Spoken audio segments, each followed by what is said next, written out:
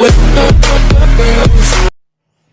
Morning दोस्तों GI classes में आप सभी का बहुत बहुत स्वागत है। आज देखेंगे मैथमेटिक्स का सबसे इंपॉर्टेंट चैप्टर ज्योमेट्री में देखेंगे पाइथागोरस प्रमेय, जो आपके एग्जाम में 5 मार्क्स का पूछा जाता है। तो चलिए देखते हैं क्वेश्चन। तो क्वेश्चन यानी प्रमेय क्या है?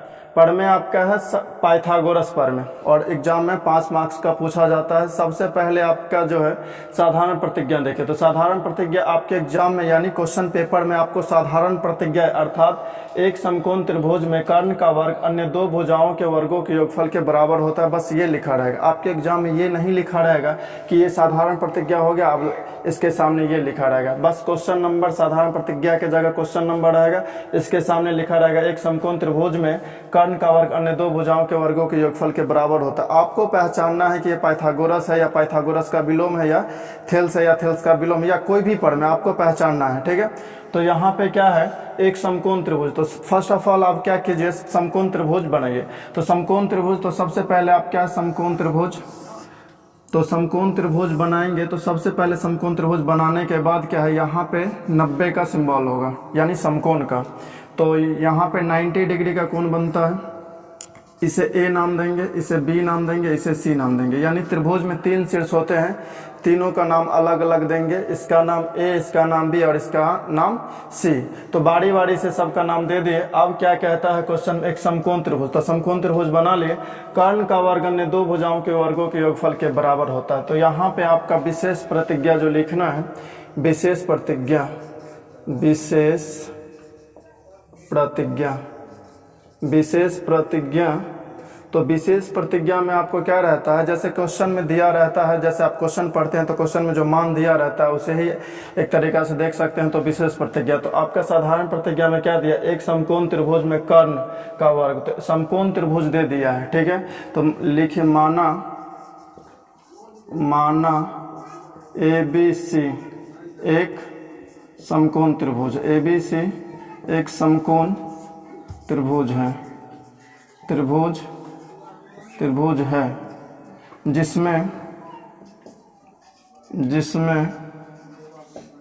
जिसमें एंगल B बराबर 90 डिग्री।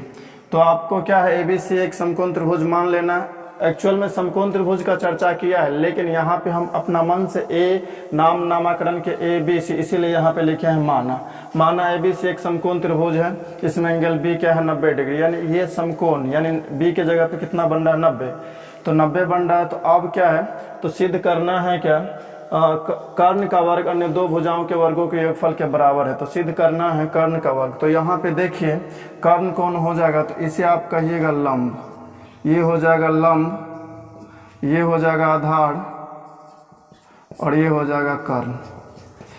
देखिए खड़ी को लंब और पड़ी को आधार और जो सबसे बड़ी है उसे कर्ण। अर्थात ऐसे समझिए, जो 90 के सामने की भुजा होता है उसे हम कर्ण कहते हैं, और जो खड़ी है उसे लंब कहते हैं, जो पड़ी है आधार कहते हैं, जब तक थीटा नहीं दिया रहा। अगर मान लीजिए यहाँ पे अगर थीटा दिया रहता तो थीटा के सामने वाली भुजा को लंब कहते हैं, जो इसका संगत भुजा उसे आधार कहते हैं, जो सबसे बड़ी भुजा है कर्ण। लेकिन यहाँ तो थीटा की चर्चा किया ही नहीं है, तो सिर्फ क्या है, खड़ी को लंब कह देंगे, पड़ी को आधार, और जो 90 के सामने बड़ी भुजा है उसे हम क्या कह देंगे, कर्ण कह देंगे। तो यहाँ आपको सिद्ध करना क्या है, सिद्ध करना है कि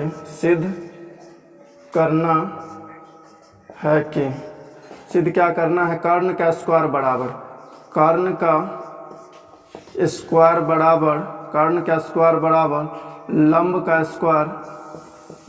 स्क्वायर प्लस आधार का स्क्वायर। अब देखिए कर्ण यहाँ पे क्या है, कर्ण है AC, तो कर्ण AC है, अर्थात आपको क्या है सिद्ध करना, AC स्क्वायर बराबर AB square plus BC square, यही सिद्ध करना है।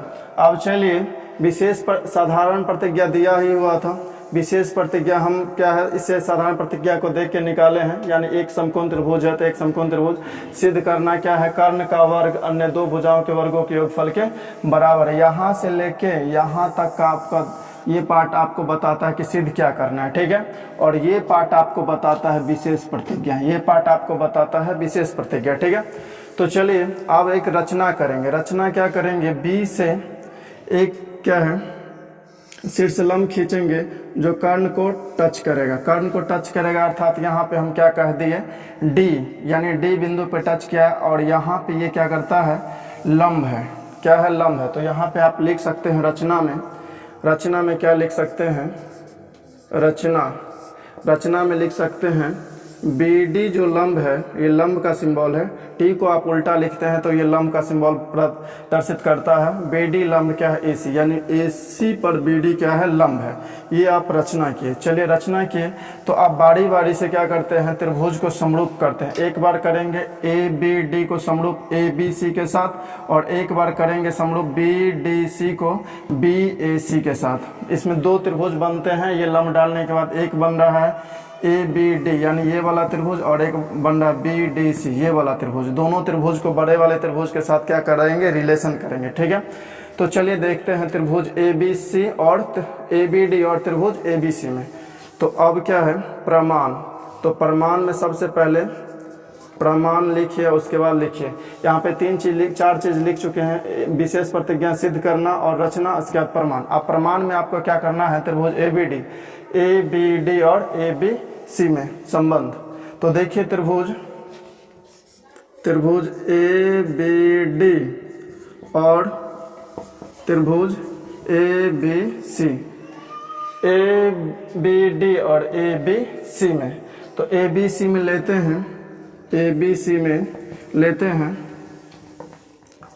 लेते हैं तो अब क्या है इसे हम समरूप करना चाहते हैं। तो समरूप करना अगर चाहते हैं तो क्या हो जाएगा, हम पहले लिए हैं ABD, तो देखिए ABD लिए हैं तो इसका मतलब BAD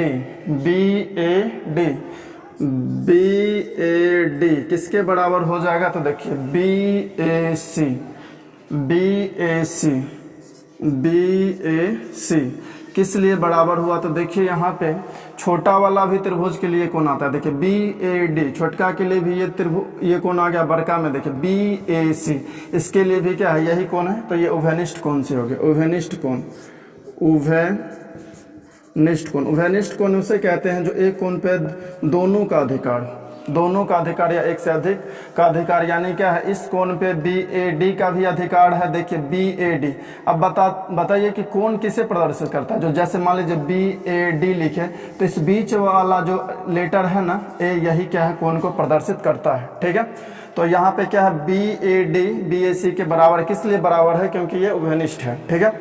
आगे देखिए अब जो है एंगल ADB या BDA बात बराबर ही हो जाएगा। अगर इधर से भी चलेंगे देखिए BDA फिर भी ये 90 है, ADB फिर भी ये 90 है। तो देखिए यहाँ पे क्या है एंगल ADB बराबर क्या हो जाएगा, तो ये 90 बना रहा है यहाँ पे।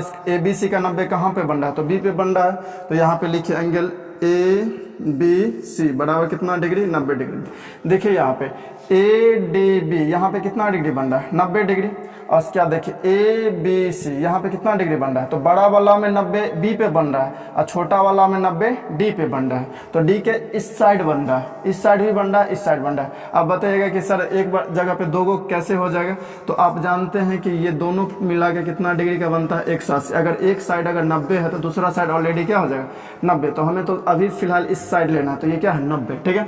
तो 90 डिग्री से क्या हो गया बराबर, इसीलिए त्रिभुज क्या हो जाएगा, त्रिभुज ABD समरूप त्रिभुज ABC। आप जानते हैं कि अगर किसी दो त्रिभुज में कम से कम दो कोण अगर बराबर हो जाता है तो त्रिभुज क्या हो जाता है, समरूप हो जाता है। त्रिभुज क्या हो जाता है, समरूप हो जाता है। तो यहाँ पे लिख सकते हैं AA समरूपता, एंगल समरूपता से क्या हो गया, बराबर हो गया। जब बराबर हो जाता है तो इसका भुजा का जो रेशियो है यानी अनुपात है वो भी बराबर हो जाता है, तो यानी इसका जो संगत भुजा।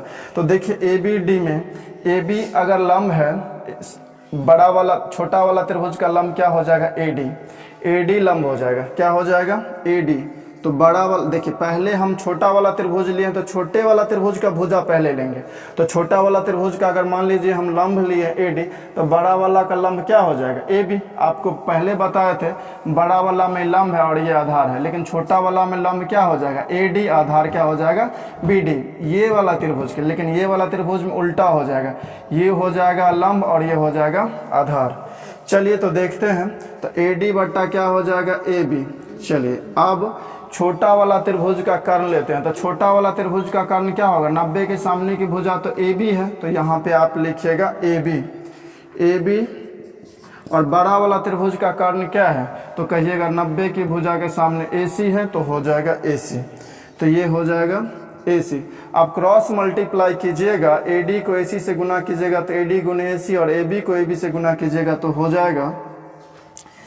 जाएगा आपका क्या होगा, AB का स्क्वायर बराबर AD गुने AC। इसे आप इक्वेशन फर्स्ट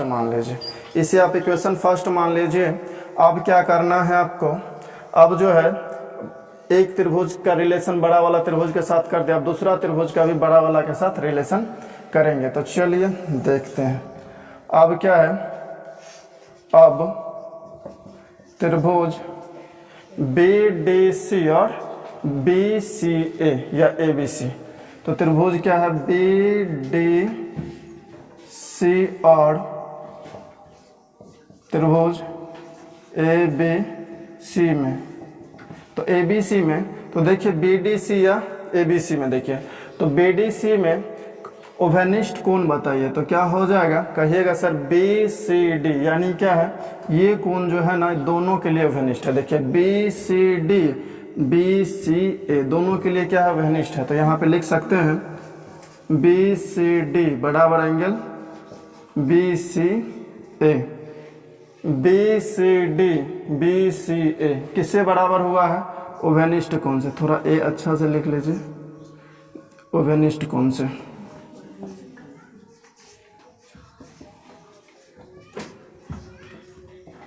ओवेनिष्ठ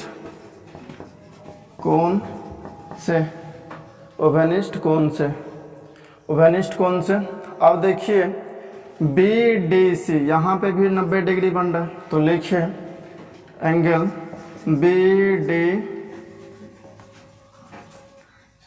BDC बराबर क्या हो जाएगा, तो यहाँ पे 90 बन रहा था, बड़ा वाला त्रिभुज में कहाँ पे बन रहा है B पे, तो लिखिए एंगल थोड़ा ऐसे लिखिए ABC बराबर 90 डिग्री। अब दो कोण इसमें भी बराबर हो गया, तो दोनों त्रिभुज क्या हो जाएगा समरूप, इसीलिए त्रिभुज BDC समरूप त्रिभुज ABC, इसमें भी AA समरूपता से हो गया सिद्ध समरूपता। और ये आप लोग पढ़े होइएगा 9th क्लास में समरूपता के बारे में, समरूपता। इसीलिए क्या हो जाएगा, इसमें हम लंब के साथ क्या अनुपात बराबर किए थे और इसमें हम आधार के साथ बराबर करेंगे। तो देखिए इसमें आधार क्या हो जाएगा BD, इसमें आधार क्या हो जाएगा BD, और इसका छोटा वाला त्रिभुज का आधार BD और बड़ा वाला त्रिभुज का आधार BC। तो याद रखिएगा कि कभी भी अगर क्या आधार ले रहे हैं तो दोनों का आधार ही लेंगे, यानी छोटका का आधार बट्टे बड़का का आधार। तो आधार लेंगे बराबर, उसके बाद क्या है छोटका का कर्ण लेंगे तो बड़का का भी क्या है कर्ण लेना होगा। तो देखिए छोटका का कर्ण यानी 90 के सामने वाली भुजा को क्या कहते हैं कर्ण, तो कर्ण क्या हो जाएगा BC, कर्ण क्या हो जाएगा BC, क्या हो जाएगा कर्ण BC, कर्ण क्या हो जाएगा BC। तो बड़ा वाला का कर्ण क्या हो जाएगा AC, बड़ा वाला का कर्ण क्या हो जाएगा AC। अब क्रॉस मल्टीप्लाई जैसा हम यहाँ पे किए थे वैसा यहाँ पर भी करेंगे, BD को AC से गुना करेंगे तो BD इंटू AC, अब BC को BC से करेंगे तो आपका आ जाएगा BC स्क्वायर बराबर क्या हो जाएगा BD गुने AC, BD गुने AC। BC को BC से गुना कीजिएगा तो BC स्क्वायर होगा। जैसे मान लीजिए A to the power A गुने A to the power, formula आप जानते हैं A to the power M गुने A to the power N बराबर A to the power M plus N। जैसे मान लीजिए पावर A के पावर 1 है और फिर A के पावर 1 है, A के पावर क्या है 1 है, ए की पावर 1 है तो 1 और 1 कितना हो जाएगा 2। उसी प्रकार यहाँ पे BC का पावर 1 और BC का पावर 1, BC का पावर 2 हो जाएगा क्योंकि BC गुने BC स्क्वायर। इसे आप इक्वेशन क्या है 2 मान लीजिए। अब क्या है समीकरण 1 और समीकरण 2 को जोड़ने पे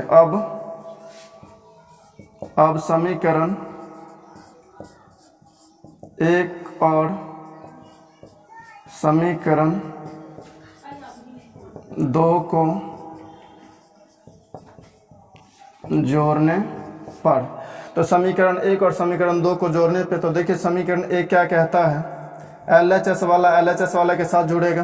देखिए ये है LHS और ये है RHS, यानी बाएं साइड होता है LHS और दाएं साइड होता है RHS। तो LHS के साथ जुटेगा और RHS के साथ जुटेगा। तो क्या हो जाएगा AD गुने AC प्लस BD गुने AC। अब यहाँ पे देखिए AC यहाँ भी है और AC यहाँ भी है, बीच में प्लस है तो AC कॉमन आ जाएगा। तो यहाँ पे बच जाएगा AD और यहाँ पे बच जाएगा BD। चलिए अब AC मल्टीप्लाई किससे है, कोस्ट है तो समझिए मल्टीप्लाई ही है AD प्लस BD से। अब बताइए AD और BD जोड़ेंगे तो AC प्राप्त होगा, तो यहाँ पे हम लिख देंगे AD प्लस BD के जगह AC। अब AC को गुना करेंगे तो क्या आ जाएगा AC स्क्वायर। तो यहाँ पे लिख लीजिए AB square plus BC square, फिर लिखिए AB square plus BC square, फिर लिखिए AB स्क्वायर प्लस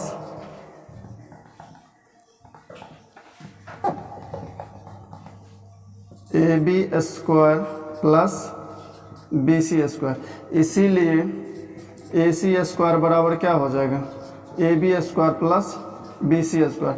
अभी भी बराबर ही, अभी भी तो बराबर ही है AB square plus BC square और AC स्क्वायर। तो यहाँ पर भी तो AC स्क्वायर और AB square plus BC square. यही आपका क्या है सिद्ध करना था,